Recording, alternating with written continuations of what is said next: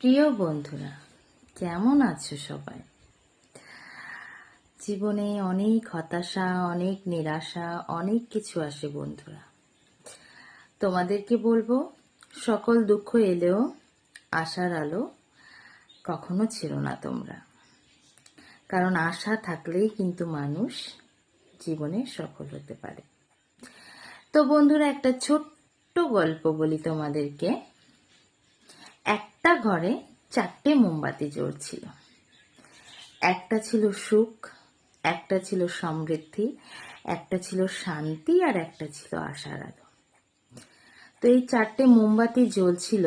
জ্বলতে জ্বলতে ধীরে ধীরে এই 4টে মোমবাতি একটা হাওয়া এসে, মানে খুব জোরে হাওয়া বইতে থাকে।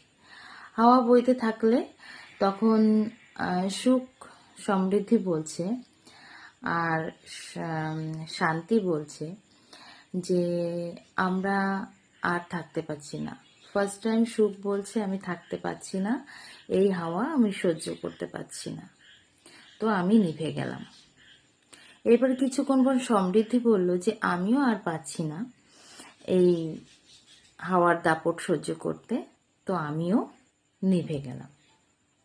সুখ সমৃদ্ধি নিভে যাওয়ার কিছুক্ষণ পর শান্তিও বলল যে সুখ সমৃদ্ধি তো নিভে গেছে, এবার এই হাওয়ার দাপটটা আমিও আর নিতে পারছি না, আমিও আর সইতে পারছি না।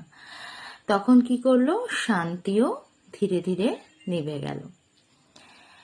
এবার রয়ে গেল এক আশার আলো। তো আশার আলো খুবই টিমটিম টিমটিম করে জ্বলছে, ও নিভে নিভে যাওয়ার অবস্থায়। ঠিক সেই মুহূর্তে ঘরের ভিতরে একটা বাচ্চা ছেলে এলো। বাচ্চা ছেলে এসে বলল, কি ব্যাপার, মোমবাতিগুলো নিভে কেন গেল? তখন ছেলেটা বলছে যে সবই মোমবাতিগুলোই তো নিভে গেল। তখন আশার আলো বলছে, হ্যাঁ, সবাই নিভে গেছে একে একে, শুধু আমিই আছি বেঁচে, আশার আলো। তখন ছেলেটা বলল যে কি করে তাহলে এই মোমবাতিগুলোকে আমি আবার পুনরায় জ্বালাতে পারি, কি করে আবার ঘরটাকে আলোময় করতে পারি। তখন আশার আলো বলল যে হ্যাঁ, তুমি চেষ্টা করলে অবশ্যই তুমি আবার এই ঘরটাকে আলোকিত করতে পারো প্রত্যেকটা মোমবাতি দিয়ে। তখন ছেলেটি কি করলো, সেই বাকি যে 3টি মোমবাতি নিভে গিয়েছিল সেই 3টি মোমবাতিকে আশার আলো থেকে আগুন নিয়ে ধীরে ধীরে 3টি মোমবাতিকে জ্বালিয়ে দিল, এবং জ্বালিয়ে দেওয়ার সঙ্গে সঙ্গেই সমস্ত ঘরটা আলোয় আলোকিত হয়ে গেল।